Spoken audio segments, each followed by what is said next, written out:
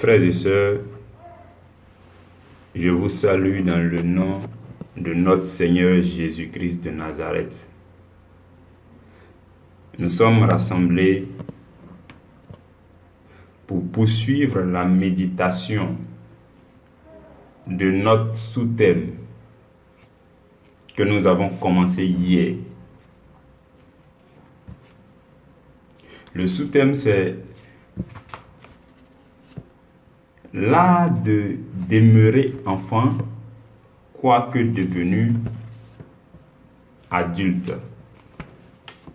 L'art de demeurer enfant spirituel, quoique devenu adulte spirituel. Et nous en avons parlé hier durant à peu près une trentaine de minutes. Nous avons duré un peu.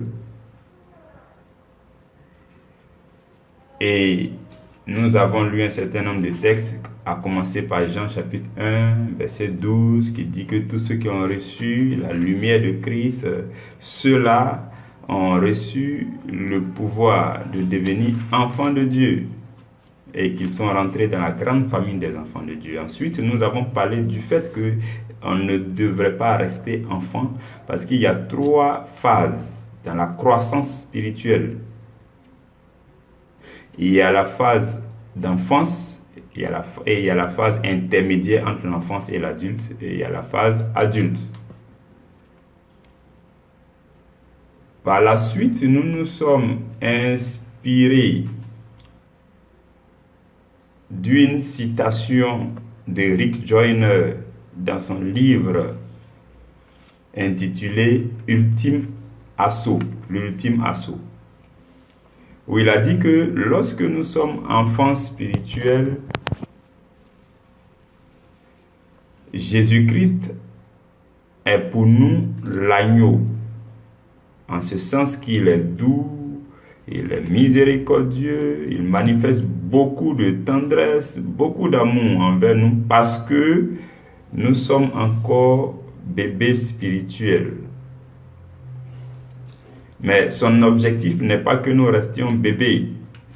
Nous devons grandir. Et dans la phase de croissance spirituelle, la phase après l'enfance spirituelle là, il devient pour nous, Jésus-Christ devient pour nous le lion. En ce sens qu'il est sévère, il est dur. Il voudrait qu'on s'occupe des affaires du Père sur la terre. Il voudrait qu'on se lance dans la mission que Dieu nous a confiée avant notre naissance. Et lorsque nous parvenons à un certain niveau de maturité, à l'âge adulte spirituellement, après avoir fait nos classes, après avoir subi toutes les épreuves qu'il faut subir, après avoir passé joyeusement par toutes les souffrances, un certain nombre de souffrances nécessaires pour parvenir à l'âge adulte, lorsque nous y parviendrons finalement, Jésus-Christ devient pour nous à la fois le lion et l'agneau. De sorte que, à certains moments, il est miséricordieux, doux, il déborde de tendresse pour nous. Mais à d'autres moments, il veut qu'on continue de nous occuper des affaires du Père. Et donc, il est le lion, il est dur, il continue de nous diriger sévèrement, surtout lorsque nous nous écartons du chemin. Et c'est ce que Paul exprime dans 2 Corinthiens chapitre 10, verset 6, lorsqu'il dit « Nous sommes prêts aussi à punir toute désobéissance lorsque votre obéissance sera complète. » C'est exactement comme ça que le Seigneur Jésus nous traite lorsqu'il devient pour nous le lion. Lorsqu'il devient pour nous le lion, cela veut dire que notre obéissance a été achevée. Donc, toute désobéissance est punie. Il est donc prêt à punir toute désobéissance lorsque notre obéissance devient complète. Frères et sœurs, nous allons poursuivre dans ce thème aujourd'hui. Nous allons continuer avec ce thème. Nous comprenons donc que lorsque nous parvenons à l'âge adulte spirituel, l'avantage pour nous, c'est que nous avons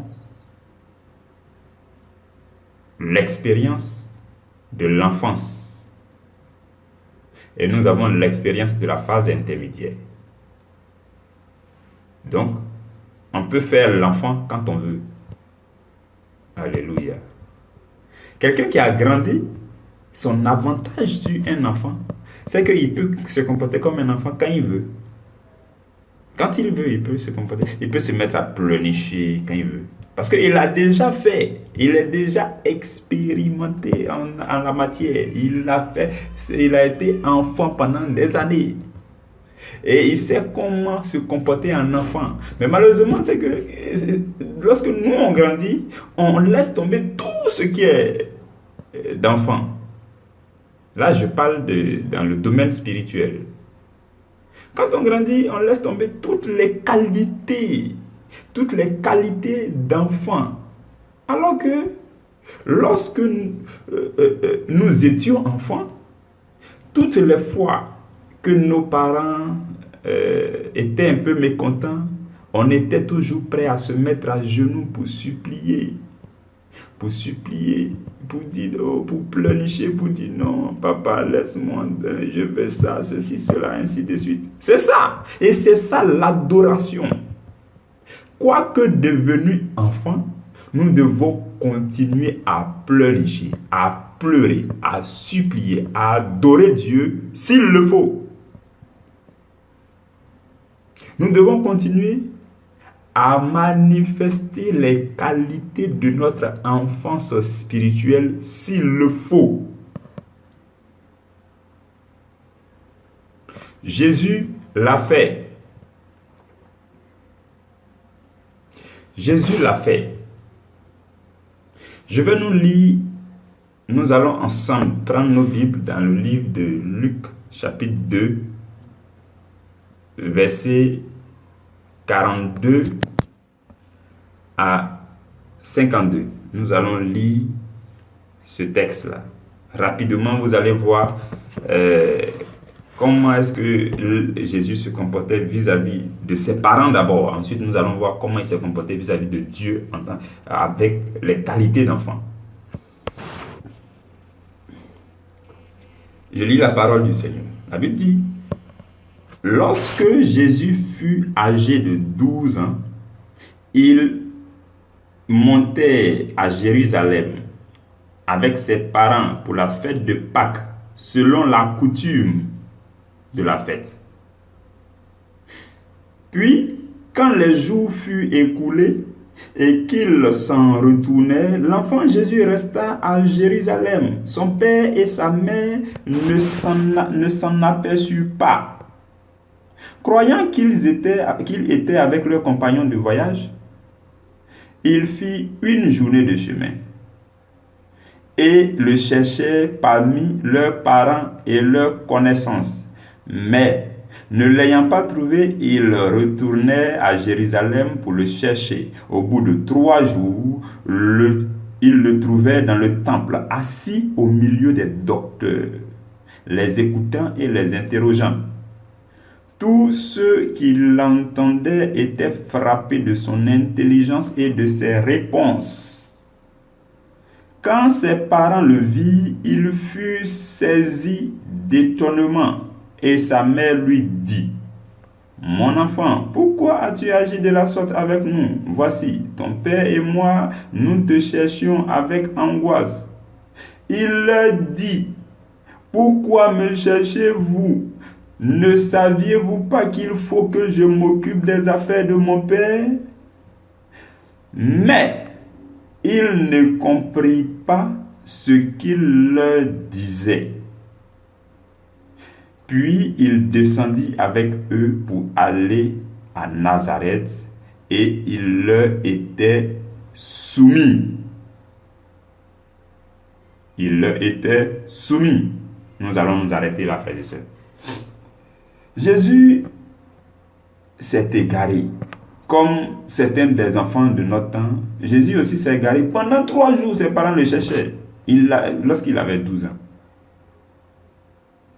Ils ont pris des boîtes, ils ont commencé à frapper. On cherche Jésus, on cherche Jésus. Cela leur est arrivé aussi. Jésus s'est égaré pour eux. Mais en réalité, Jésus commençait à avoir conscience qu'il faut que l'heure est venue pour s'occuper des affaires de son Père. L'heure est venue pour que de plus en plus, il se charge des affaires de son Père.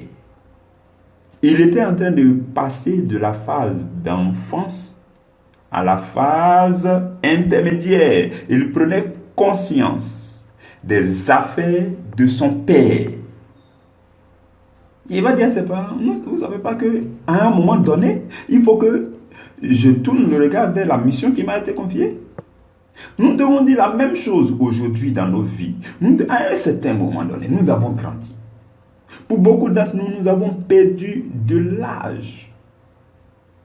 Enfin, nous avons perdu des années à faire autre chose. Du 1er janvier au 31 décembre, l'année passe comme une seconde. Et nous n'avons rien accompli. Rien ne s'est ajouté à notre vie spirituelle. Rien. Rien n'a été ajouté à notre vie. Nous n'avons pas évolué d'un pas spirituellement. Pour d'autres, ils ont régressé. Parce que peut-être l'année d'avant, ils ont péché moins que l'année d'après. Donc spirituellement, ils ont régressé. Frères et sœurs, nous avons perdu des années. C'est le moment de prendre un temps calme pour tourner notre regard vers les affaires de notre Père, la mission que notre Père nous a confiée. Il est sur son glorieux trône, il compte sur nous. Si il nous maintient en vie, il garde son souffle de vie en nous et que nous nous réveillons chaque matin, c'est parce qu'il espère encore en l'accomplissement de la mission qu'il nous a confiée. Mais malheureusement, nous continuons à le décevoir. Parce que tu écoutes cette émission, tu ne vas plus décevoir le Seigneur au nom de Jésus. J'espère que tu as dit Amen là où tu te trouves. Et donc, vis-à-vis de ses parents biologiques, Jésus a dit qu'il faut qu'il s'occupe des affaires de son Père. Mais remarquez bien l'affaire. La Bible dit, quand ils ont fini tout ça, ils retournaient à Jérusalem, Jésus leur était soumis. Il leur était soumis, malgré qu'il a commencé à avoir une mentalité d'adulte, il leur était soumis. Donc, les qualités de l'enfant qui consistent à se soumettre, qui consistent à obéir aux ordres des parents, qui consistent à s'abaisser, ces qualités-là, il ne les a pas perdues parce qu'il veut devenir grand. Non, il leur était soumis. Regardons maintenant comment Jésus a été vis-à-vis de son Père. Jésus, il manifestait l'autorité de Dieu. Jésus pouvait dire que je ne fais rien. Tout ce que je ne fais rien si ce n'est la volonté de mon Père. Tout ce que je fais, c'est parce que j'ai vu mon Père faire que je le fais. Tout ce que je vous dis, c'est ce que le Père, c'est ce que j'ai entendu du Père que je vous dis. Jésus écoutait les instructions du Père pour s'occuper des affaires du royaume en tant que fils. Mais à certains moments, Jésus tombait dans l'adoration pour implorer le Père en tant qu'enfant. Devant la tombe de Lazare, il a simplement levé la main et dit, Père, Père, je te rends grâce parce que tu m'exauces toujours. C'est une forme de supplication, une forme d'adoration, une forme d'humiliation devant la face de Dieu pour dire, je n'ai pas de capacité. Là, présentement, je suis comme un enfant. Je n'ai aucune capacité. Si tu n'interviens pas, je ne peux rien faire. C'est ça l'enfant. L'enfant dit, non, je ne peux rien faire si tu n'interviens pas. Dans l'adoration, c'est ça. L'enfant spirituel, la qualité de l'enfant spirituel, c'est de s'abaisser dans l'adoration pour implorer Dieu. À Gethsémani, la nature humaine de Jésus s'est exprimée lorsque la souffrance de la passion s'approchait de lui. Lorsque l'heure venait pour qu'on l'arrête, la nature humaine de Jésus souffrait. Au point où il a dit, Père, tu es capable de toutes choses. Tu peux éloigner de moi cette coupe. Il dit, mais toutefois, non pas ma volonté, mais ta volonté. Non, mais ta volonté. Il était dans un temps d'adoration. Il a prié 3 fois cette nuit-là. Il était dans un temps d'adoration, de soumission pour dire, quoi qu'il en soit, ma volonté ne peut pas passer au-dessus de ta volonté. C'est ta volonté qui doit se faire. Viens et soutiens-moi. Viens et fortifie-moi. Tu sais que cette heure est difficile. Viens et soutiens-moi. Et la Bible dit même qu'il y a un ange qui est descendu du ciel pour le fortifier. Même lorsque nous parvenons à l'âge adulte, il peut nous arriver de perdre de la force. Il peut nous arriver d'être faible, d'être déprimé. C'est de nous approcher de Dieu pour dire, Père, je n'ai plus de force. Mais je te demande une seule chose, que ta volonté s'accomplisse dans ma vie. Je te demande seulement que ta volonté, c'est dur, mais puisse ta volonté s'accomplir. C'est dur, mais puisse ta volonté continuer à s'accomplir. C'est en ce moment difficile, je ne veux pas mettre ma volonté en application, sinon je risque de dévier. Puisse ta volonté continuer à se manifester dans ma vie. C'est ça. Et l'apôtre Paul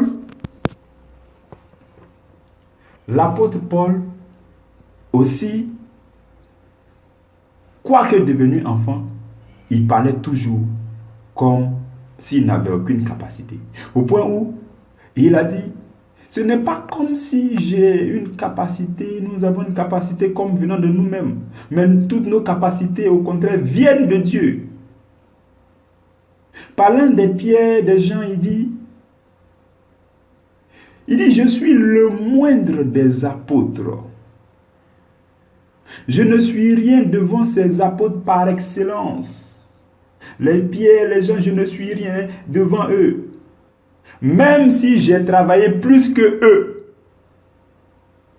Et il dit, mais ce n'est pas comme si c'était par ma propre force, mais c'est parce que Dieu m'a soutenu. Dieu me voyait un enfant. Dieu était pour moi l'agneau. Et il avait beaucoup de tendresse pour moi. Il me communiquait beaucoup de force. Voilà pourquoi j'ai tenu. Ce n'est pas par ma propre force. Non, vous ne pensez pas que c'est parce que je suis devenu grand, je suis devenu adulte et que avec ma propre volonté, je peux accomplir des choses. Non, ce n'était pas par ma capacité, ni par ma sagesse propre, ni par ma volonté propre, ni par mon intelligence propre, mais tout cela me venait de celui qui est l'agneau, celui qui est doux, celui qui est miséricordieux, celui qui me secoue parce que je suis encore son enfant, quoique devenu grand.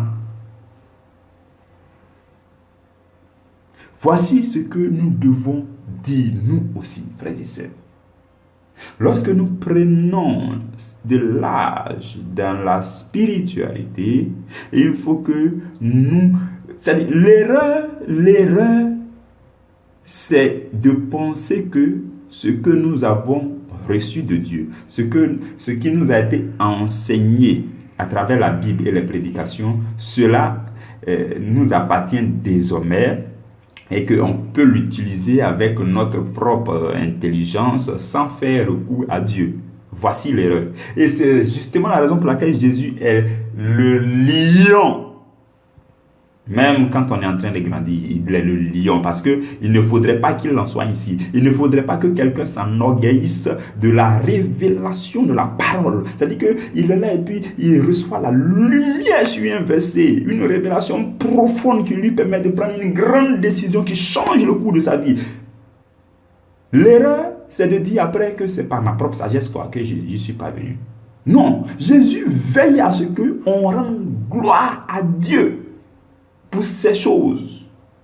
Pour tout ce que nous recevons de Dieu, toutes les orientations que nous recevons de Dieu, la parole de Dieu même que nous recevons lorsque nous ouvrons nos Bibles, lorsque nous écoutons une prédication, ces choses que nous recevons et qui rentrent dans nos cœurs et qui fortifient nos cœurs, qui nous donnent la motivation spirituelle, la foi pour aller de l'avant, ces choses ne viennent que de Dieu. Le temps même que tu disposes afin d'écouter cet enseignement, cela t'a été accordé par Dieu. Ce Dieu a arrangé les choses pour que tu te donnes du temps pour écouter ce message, afin que tu entendes la voix de Dieu. Au-delà de ma voix, tu entends la voix du Saint-Esprit qui change quelque chose dans ton cœur pour que tu ailles de l'avant dans ta vie. Et cela ne te donne pas le droit de t'en glorifier. Ah non. Cela ne nous donne aucunement le droit de nous en glorifier. Les révélations de la parole ne viennent que de Dieu. Tout ce qui est accompli, lorsque nous recevons les paroles de sagesse, ces choses sont venues de Dieu. Et pour cela, nous devons continuer à rendre toute la gloire à Dieu. Si nous ne le faisons pas, Jésus devient pour nous le lion. Et il devient pour nous le lion. Mais si nous le faisons, il devient pour nous l'agneau. Voici comment nous devons marcher avec le Seigneur.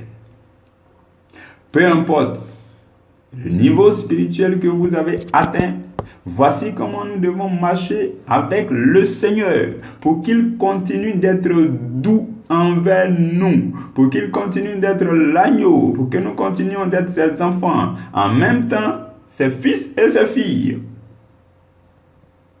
C'est cela, mes frères et mes sœurs. Je bénis le merveilleux nom de Jésus pour ce moment d'enseignement. Et que toute la gloire monte vers Dieu le Père. Que la gloire revienne toujours à Jésus-Christ pour les secondes de plus qu'il ajoute à nos vies, à lui la gloire. Pour une respiration de plus, à lui la gloire. Pour un mouvement corporel dont nous sommes capables, à lui la gloire. Pour une compréhension d'un verset biblique, à lui la gloire. Pour une sécurité, pour une protection, pour la sécurité de notre corps, de notre vie. À lui la gloire. Pour la moindre des nourritures qui nous a été donnée.